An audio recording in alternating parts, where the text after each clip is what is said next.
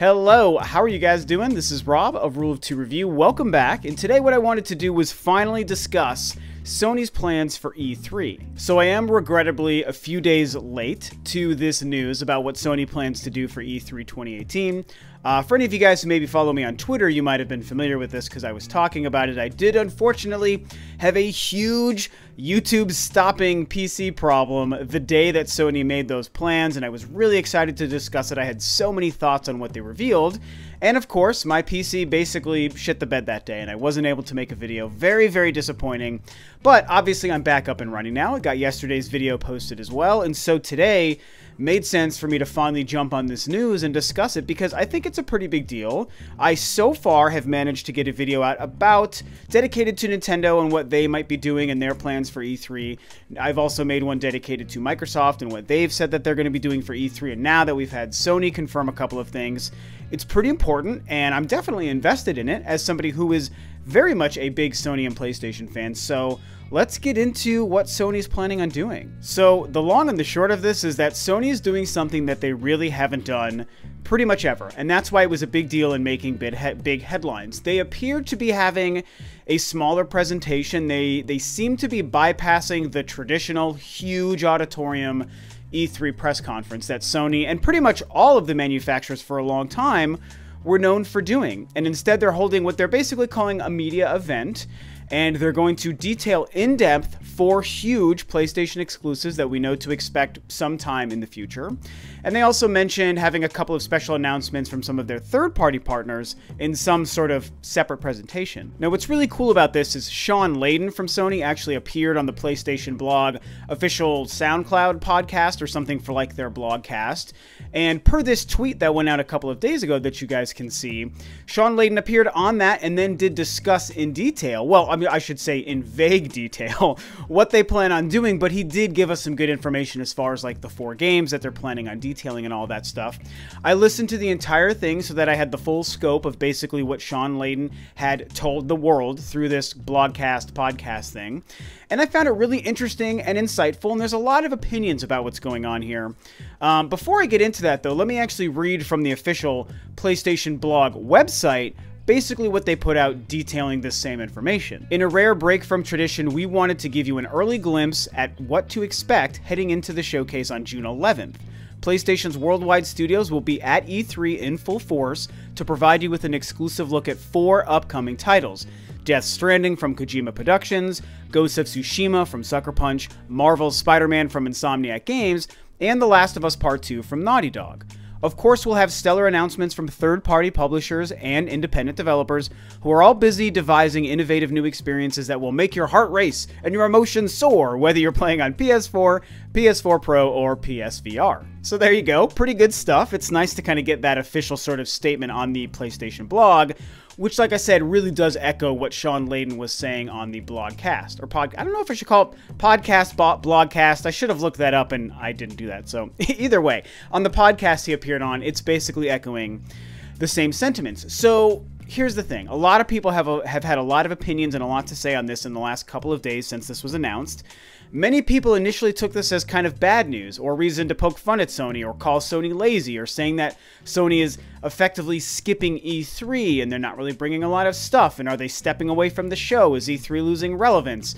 Some of these cyclical conversations we've heard a lot over the years. And I mean, I guess I'm not surprised by that reaction from people, but personally, I don't really see it that way. I think that while it might initially have that appearance on the surface, when you dig a little bit deeper, when you listen to the podcast and the actual words Shawn Layden spoke with his mouth to the fans, and then even read the blog post here, you kind of realize that, to me at least, this is, again, I guess just my opinion, you may disagree, but my opinion, it doesn't sound like they're being lazy, and it doesn't sound like they're skipping E3 or they care less about it. I think they're trying to adapt and evolve their presentation, their presence at E3, and in a lot of ways kind of borrow a little bit from what Nintendo has been doing the last couple of years as well, and I think they're trying to do something new and fresh and give us some really in-depth info. Honestly, I think that's why I mostly take this as good information. If we look at the main headline to this whole announcement and news from Sony, the main thing is we're having a media event instead of a press conference, and we're detailing in depth 4 huge games. I mean, and these 4 games are really exciting games. I mean, whether you're into them or not, they're all very high profile, they're very anticipated, there are going to be huge releases across the board. Death Stranding, I know there's a lot of reasons to make fun of Death Stranding, and they are funny reasons, I totally agree. But I'm not gonna lie, like, I'm excited to learn about this game. I think that it could be great. It could turn out to be something I don't care about, but just like surface level with the couple of like CG trailers we've seen and with the talent behind the game, yeah, I'm excited for Death Stranding, you guys. I'm a huge Del Toro fan. I'm a huge Norman Reedus fan. I'm not like a huge Kojima fan per se, but I know that he is a very talented developer and a talented storyteller. The Metal Gear kind of games have never really been my thing, but I can still recognize talent in the video game space when it's there. And Kojima is talented. He might make a kind of game that I or you might not like, but that doesn't mean he doesn't know what he's doing. And this game is going to be really crazy. The mystery, the kind of dark, eerie horror vibe, like the mysterious atmosphere, everything going on, the weird sci-fi tech, the horror underworld thing. I mean, I don't even know. It's just so weird. And it could turn out too weird to be good, but right now it falls under the category of the weird I'm interested in, because I like that kind of stuff. And, you know, they were working on Silent Hills, which, God, I was so excited for. And that game, of course, we know was lost to history thanks to Konami. And so to see the same creative team moving on to something else that's going to be kind of weird and scary, it's like, hey, I'm into that. I'm glad that something came out of Silent Hills falling apart. So anyway, I didn't mean to go on like a Death Stranding sort of tangent there, but the point is, giving us details on Death Stranding is going to be exciting. Ghost of Tsushima, obviously very curious to see what those guys have been working on. It could be fantastic. We haven't really seen the gameplay. We don't really understand much about that game. Spider-Man, like, I love Spider-Man, and I like the Marvel Universe. I'm not dying for the Spider-Man video game, but again, just because I'm not into it doesn't mean I can't recognize it looks incredibly well made. It does look like a lot of fun, and it's going to be a huge release. And then we get to the Big Daddy, my absolute favorite, the thing that I am so excited for going into E3, The Last of Us Part 2. I could not be shaking in my boots more to learn more about this game. Hopefully not too much, but I want to learn more. I cannot wait for The Last of Us Part 2. The first game, even as the huge diehard Nintendo fan as I am, like, the first game is one of the few non-Nintendo games in, like, my top 5. Seriously, it is that high on the list for me, the first Last of Us. For me, it was that good. So, anyway, long story short, details on these 4 games is very exciting. And so the reason I like it, beyond the fact that the games themselves are going to be good, is what it seems like they're doing is kind of like I alluded to, in a way, borrowing from Nintendo. I mean, do you think that we could maybe see this being the case?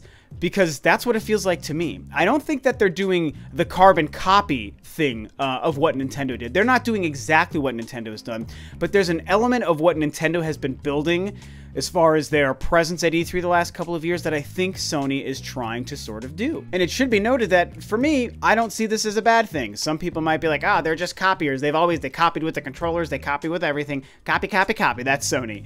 And I get it. But to me, I wouldn't see this as a bad thing, because what I've seen with Nintendo, what we have seen with Nintendo is, in the last couple of years, they have thinned out their kind of games presentation in many ways to focus on one particular game. Basically, this started with Breath of the Wild. They had so much attention on Breath of the Wild that year. They had almost no other games to show. Granted, that was the Wii U situation that created that. And so they just opened the floodgates on Breath of the Wild and gave everyone so much information, so much gameplay, so much to be excited for, but still held back so that a lot of it was a mystery, and that was fantastic. And that worked so well. The game won Game of Show. All of the attention was on Nintendo. All of the attention was on that game, and it was because of only one game, because they gave so much information about it. And then, of course, the game went on to be amazing and sell millions of copies and be a huge hit for Nintendo. Last year, they did a similar thing with Odyssey. Granted, Nintendo's presence was a lot more filled out. They had a lot of other games besides Odyssey to show, but still their focus was Odyssey. They had the most Treehouse coverage, they had the most deep dives, they had the most information, their show floor set up like Mario Odyssey, and so in a similar vein to Breath of the Wild, they just opened the floodgates on a huge game and gave the gamer a very close, deep, intimate look into these titles. And it worked perfectly for both of those games. They turned out fantastically, and they sold like crazy. So when we look at how Sony might be borrowing from that, again, they're not doing the thing where they're taking just one game and they're changing their booth to look like this game, and they're only going to detail this one game and just bring nothing else to E3. They're not doing that. But I think they're taking the idea of one game and chopping it into 4. And giving us mini deep dives into 4 huge games that people are very excited about. The big question is, how are they going to do this? Is this going to be still on stage in front of people, where they're going to spend maybe half an hour with some developers for Death Stranding, bring them out on stage, maybe show a new trailer or some gameplay or a live gameplay demo, and then discuss it and give some behind-the-scenes documentaries and interviews about making the game and when we can expect the game, and then move on to the next 30 minutes for Ghost of Tsushima, then Spider-Man, then Last of Us, and maybe segment it that way? If they do something like that, as well as maybe throughout the week continue to do more deep dives on these games, similar to what the Treehouse does, where they'll come back to a game to show more, I think that's cool. Whether it's copying from Nintendo or whether it's not copying from Nintendo, whatever it is, when you look at it at the surface, it's a good thing. Games we want to see, give us all the info, give us gameplay, give us trailers, give us behind-the-scenes information, and let us know what the games are going to look like, play like, and hopefully when they're going to release. And you know, when you look at how Sony is also planning on streaming throughout the entire week, again, very similar to the Treehouse, a lot of companies do that now at E3. When you look at Sony streaming throughout the whole week, and they already said third-party publishers are going to have some announcements, and independent publishers are going to have announcements. We're going to have games to show that aren't these 4 games on the PlayStation platform. You suddenly realize that this could be a great way for Sony to really get people excited at E3, do something a little bit different, step away from the live press conference, which obviously Nintendo started that trend, and we've seen it happening more and more the last couple of years. And I think that it's the exact opposite of skipping E3 or being lazy at E3. I think it's literally diving headfirst into more info and more behind-the-scenes stuff on games that matter. I mean, very mysterious games. How mysterious is Death Stranding, Ghost of Tsushima, and The Last of Us Part 2? They're incredibly mysterious. We know and have seen almost nothing from those games, at least nothing of substance, and they're going to give us a lot. Like, I think that's absolutely fantastic. And you know, the only other thing I could think of is whatever this media event is going to be, I also wouldn't be surprised if they did decide to give us one surprise announcement or thing about something that isn't one of these 4 games. I mean, my big prediction is probably Bloodborne 2. I feel Bloodborne 2 is going to appear at E3 sometime this year. If not E3, it'll be PlayStation Experience in December, but I'm going to predict at E3. And while that could be something that they just stream as an announcement from Software later in the week or after their press conference, it also could be something where at the end of this thing, they've given us all the deep dives on these 4 games, and they want to do the Nintendo thing where they're like, one last thing, we do want to give you one preview of something you haven't seen or heard of yet. So here's a reveal trailer for a new title that we'll give you information for later.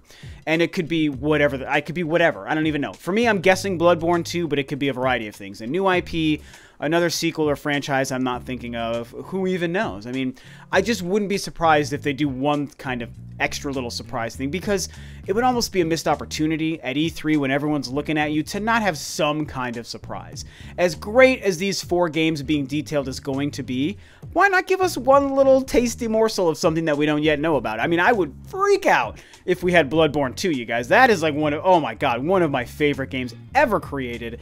Absolutely the best game on the PlayStation 4 to me. I even like it more than God of War, which is crazy because God of War is like the best thing ever. But either way, that's just kind of my random little wild card prediction. I mean, we might get one little surprise from Sony. So either way, those are my thoughts. That's what's going on with Sony. Their plans for E3, very, very different. And hey, I have to say, in summary, I like to see them trying to change it up and trying to evolve.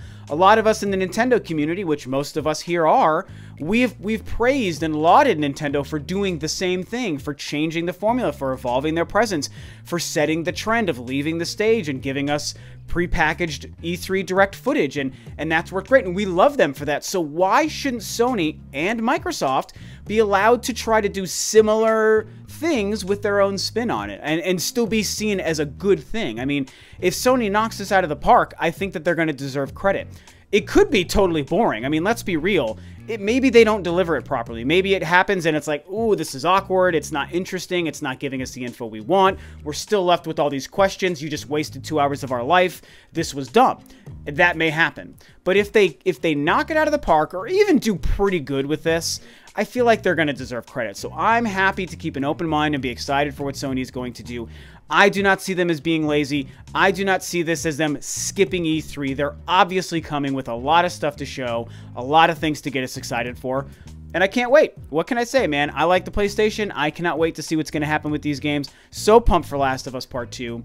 And so I want to hear what you guys have to think. What do you think? What is your opinion of Sony's decision here? Do you see this as a good thing, as them diving headfirst into E3 like I do? Or are you on the more naysaying side where you think that this is a little bit of a lazy sort of cheap ploy to kind of avoid being at E3? Like, are they coasting through the show perhaps because they're just doing so very well?